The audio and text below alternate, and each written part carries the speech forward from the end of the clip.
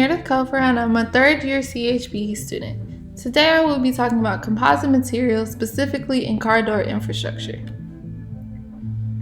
Contents of the report. I will be going over the introduction, performance requirements, material selection, design, manufacturing and processing, characterization, and cost analysis. Introduction. Car doors are something many people come into contact with daily. They are part of a vehicle structure that allows us to enter and exit and maintains the body's integrity during vehicle collisions. Although once made of mainly steel, car manufacturers have moved to incorporate composites in door structures. Composites are important to the automotive industry because they reduce weight and increase performance in safety, durability, and rust resistance. Performance requirements. So first we have the mechanical load requirements. In this image off to the right, you can see a car that is to the side, has a load cell and hydraulic actuator. Basically what is happening in this image is the car is going to have a force pushed against it, and you just want to determine that it's going to maintain a certain strength and not cause harm, of course, to the car or the person inside. So crush resistance. The initial crush resistance shall not be less than 2,250 pounds with or without weights, with or without seats installed. The intermediate crush resistance shall not be less than 3,500 pounds or 4,375 pounds with seats installed. And the peak crush resistance shall not be less than 2 times the curb weight of the vehicle or 7,000 pounds, whichever is less. With seats installed, it shall not be less than 3.5 times the curb weight or 12,000 pounds, whichever is less. And this is from the U.S. Department of Transportation, National Highway Traffic and Safety Administration. So additional performance requirements. So first we have environment. Cars must be able to withstand day-to-day weather conditions. As we know, they are sometimes parked outside or under garages, but regardless, they experience varying temperatures from freezing to very hot weather, rain, sleet, snow, ice, and varying humidity levels. They also can come into contact with chemicals, especially in acid rain, and that can be sulfuric or nitric acid. Expected lifetime. A car's expected lifetime is around 12 years or 200,000 miles. Of course, we would like these composite doors to be able to withstand at least 12 years or greater. For price, the auto manufacturer makes around $17,000 per vehicle, but originally doors were made of steel, which is only 40 cents per pound. Composites can be anywhere from 75 cents per pound to $1.20 per pound. So you want to be able to make that cost up somewhere. So that is something we also have to take into consideration when implementing those into new structures. Material selection. So usually in these prototypes, we will see a carbon fiber reinforced thermoplastic or a glass fiber SMC. The CFRT are typically the composite utilized because they are 100% recyclable, lightweight, and have fast processing speeds. However, they can be quite expensive. The glass fiber, the SMC glass fiber reinforced polymers are utilized in door panels, and because they are lightweight and low cost, and they are used in place of CFRT because they are found to be much cheaper. An additional polymer used is a polyurethane foam, and that's usually in the core of the door panel. And this foam is used because they are easily assembled, disassembled, and recycled. It also meets the highest performance specifications over a wide range of firmness. So the design. The design for composite door infrastructure utilizes long carbon fibers. The carbon fibers are modeled by using 3 adjacent unidirectional carbon fiber plies with alternating plus 45 and negative 45 degree orientation. The thickness of the unidirectional plies were T divided by 4, T divided by 2, and T divided by 4, where T is the thickness of the actual plain weave fabric.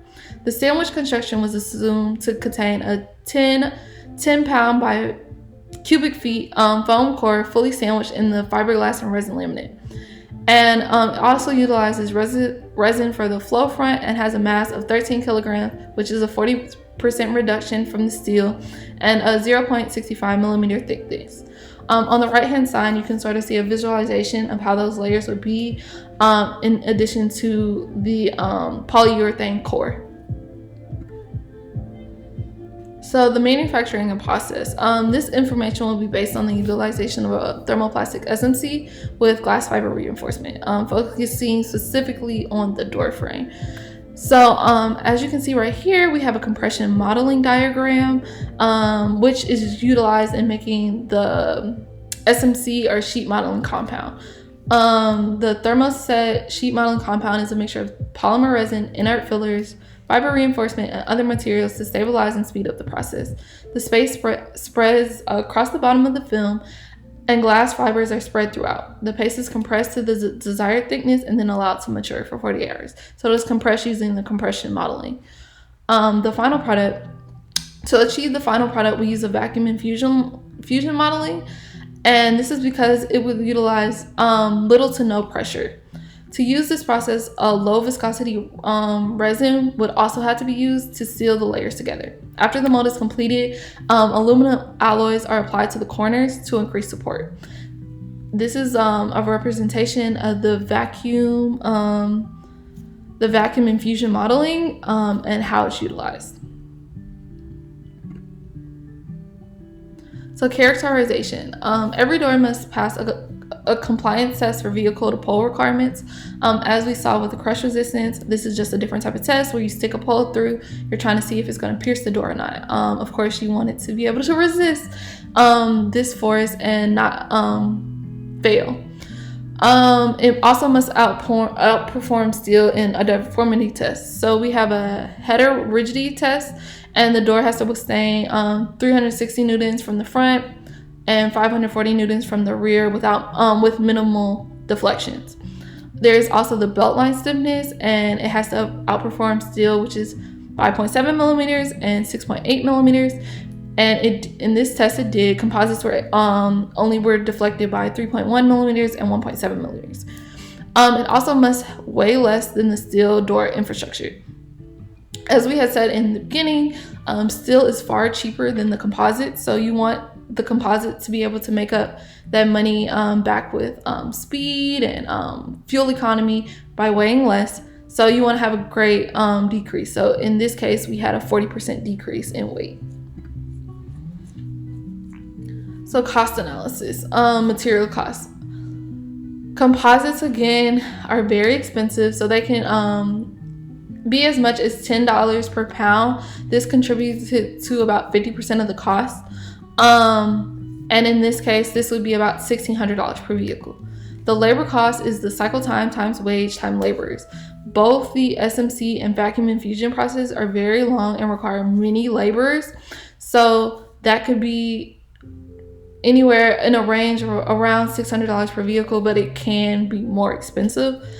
The capital costs, the tools and equipment for both processes are very expensive, and they are not necessarily just in-house. So they are typically tools you have to go out, purchase, which can increase your capital cost. However, we do have to take into consideration the savings by weight. So again, utilizing composites can save $1 to $4 per pound by changing the steel frames to composite frames. So that's about $200 per vehicle. Energy. So based off the estimation that approximately each car is about 800 kilowatts, I estimated the energy cost to be about $9.60 per vehicle at 12 cents per kilowatt. So will this become a life-changing investment? I believe in the future it will, but not right now. Right now, just the cost of transitioning to composite is very expensive compared to the steel. I do feel like people will begin to move into the composites with glass fiber reinforcements, but in terms of changing to the CFRT, which is way more expensive, I don't see that happening right now, especially because the process is so long, and I believe you can only make about one car every 6 hours, and with steel you can make about 8 cars every 5 minutes. So it's a very big change with the amount of parts you're able to make in a span of time. So I believe right now it is not going to be something we see, but in the next 10-15 years, as the processes improve, the costs are able to be reduced. I believe it could be a very good thing for cars, especially in lowering fuel economy and increasing the speeds that they are able to achieve, especially in sports cars, NASCAR, things like that. So here are my resources, and thank you so much for watching.